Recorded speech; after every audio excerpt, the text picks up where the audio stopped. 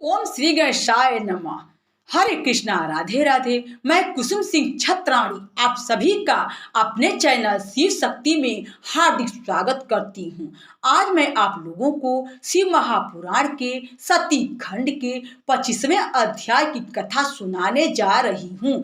शिव जी का सती वियोग। राम बोले, हे देवी, एक समय बहुत पहले शिव जी ने अपने लोक में विश्वकर्मा को बुलाकर उसमें एक मनोहर गौशाला बनवाई और उसमें एक मनोहर विस्तृत भवन और एक दिव्य सिंहासन तथा सबसे अद्भुत एक दिव्य श्रेष्ठ छत्र भी बनवाया। फिर इंद्रादिक सब देवताओं, शास्त्रों, पुत्री सहित ब्रह्मा, मुनियों, देवियों और अप्सराओं को बुलवाकर अनेक वस्तुओं का भी संग्रह करवाया। नागों की 16 कन्याओं ने मंगलाचार किया और संगीतज्ञों ने बीड़ा, मृदंग आदि बाजे बजवाकर संगीत गान कराया। इस प्रकार का बड़ा समारोह और उत्सव किया। राज्याभिषेक की सारी सामग्रियां एकत्रित हुई और तीर्थों के जल से भरे 5 घड़े मंगाए तथा अन्य दिव्य सामग्रियां भी अपने गणों से मंगवाया। फिर बड़े घोर शब्द वाला शंख बजाकर प्रसन्नता से वैकुंठवासी विष्णु को बुलवाया। फिर एक उत्तम मुहूर्त देखकर भक्ति से पूर्ण शंकर जी ने विष्णु को उस श्रेष्ठ आसन पर बिठाकर अलंकार पहनाए और कौतुक तथा मंगल करके उनके सिर पर मुकुट बांधकर उनका अभिषेक किया। उन्हें अपना अखंड ऐश्वर्य दिया। फिर उन स्वतंत्र भगवान शंकर ने उनकी बड़ी स्तुति की और जगत कर्ता ब्रह्मा से कहा, मेरी आज्ञा से अब सब देवताओं के साथ तुम भी इन्हें प्रणाम करो और वेद ने जैसे जैसे मेरा वर्णन किया है वैसे ही अब इनका वर्णन करो। ब्रह्मा से ऐसा कह भगवान शंकर ने भक्ति से प्रसन्न हो विष्णु जी को प्रणाम किया। उस समय ब्रह्मादिक सभी देवताओं और मुनियों ने भी विष्णु जी की वंदना की। शिव जी ने विष्णु जी को अनेकों वरदान दिया। सभी लोगों का कर्ता, भर्ता और संहर्ता बनाया। धर्म, अर्थ, कामना देने वाले और दुष्टों पर शासनकर्ता बनाया। अपनी तीनों शक्तियां प्रदान की। त्रिभुवन में स्वतंत्र और अनेकों लीला करने वाला कहा। अपनी सारी माया दी। अनेकों अवतार लेकर संसार का पालक बनाया। अपने लोक में गोलोक नामक स्थान दिया और कहा, विष्णु, पृथ्वी पर आपके जितने भी अवतार होंगे मेरे भक्त आदर पूर्वक उनका दर्शन करेंगे। इस प्रकार विष्णु जी को अखंड ऐश्वर्य देकर अपने गणों सहित शंकर जी कैलाश पर चले गए।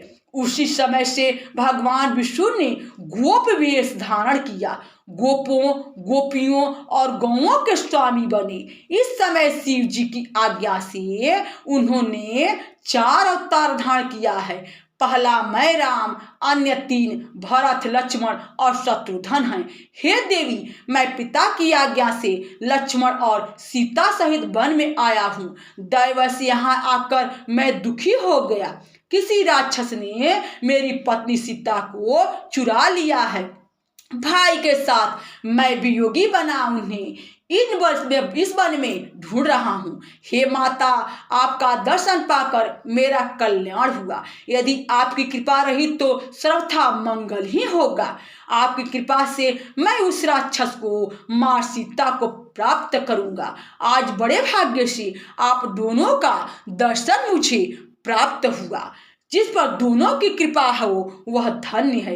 इस प्रकार बहुत कुछ कहकर सती जी को प्रणाम कर श्री रामचंद्र जी वन में विचरने लगे। सती जी ने उन्हें शिव भक्त जान उनकी बड़ी प्रशंसा की। फिर अपने किए पर पश्चाताप करती हुई शिव जी के पास लौट आई। सती जी को चिंता थी कि अब शिव जी के समीप जाओ उन्हें क्या उत्तर दूंगी। ऐसा बारंबार विचार कर सती जी पछताने लगी। फिर शिव जी के पास जाकर उन्हें हृदय से प्रणाम किया। शोक से व्याकुल उनके मुख की शोभा क्षीण हो गई। तब उन्हें दुखित देख शिव जी ने पूछा, कुशल तो है ना? कहिए, आपने किस प्रकार परीक्षा ली? सती ने सिर झुका लिया और कहा, कुछ नहीं। यो कहकर वह शोक में संतप्त हो शिव जी के पास जा खड़ी हुई। महायोगी शिव ने ध्यान से सती का चरित्र ज्ञात कर लिया। उन्हें बड़ा दुख हुआ। उन्होंने सोचा, अब यदि मैं सती से पूर्वत स्नेह करूं तो मेरी शुद्धि प्रतिज्ञा भंग हो जाएगी।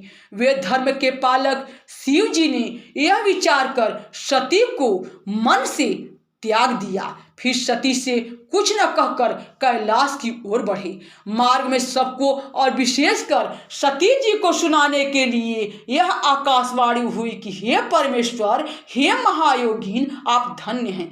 आपके समान तीनों लोकों में ऐसा प्रण पालक कोई नहीं है। यह आकाशवाणी सुनते ही सती कांतिहीन हो गई। फिर उन्होंने शिव जी से पूछा, हे नाथ, आपने कौन सा प्रण किया है? हे परमेश्वर, मुझसे कहिए। परंतु सती जी के पूछने पर भी शिव जी ने ब्रह्मा विष्णु की आगे की हुई अपनी पूर्व प्रतिज्ञा को न बतलाया। फिर तो सती जी ने अपने प्राण प्रिय शंकर का मन में ध्यान करके अपने त्याग की सारी बातें जान ली। शिव जी द्वारा अपना त्याग समझ उनके मन में बड़ा दुख हुआ। वह शोक से व्याकुल होकर शीघ्र ही दीर्घ निश्वास लेने लगी। तब वह सब समझ शिव जी सती का मन बहलाने के लिए अनेकों कथाएं कहने लगी। फिर कैलाश में पहुंच समाधि लगा अपने रूप का ध्यान करने लगी। सती भी उनके निकट ही खिंचित से बैठी रही। सती और शिव के इस चरित्र को किसी ने नहीं जाना। बहुत समय व्यतीत हो गया। जब शिव जी ने समाधि खोली तो निकट जाकर सती ने शिव जी को प्रणाम किया। उदार बुद्धि शंकर जी ने उन्हें अपने सम्मुख आसन दिया। बहुत सी मनोहर कथाएं कहकर सती को भी मुक्त किया। सती के हृदय में पहले ही जैसा सुख हो गया।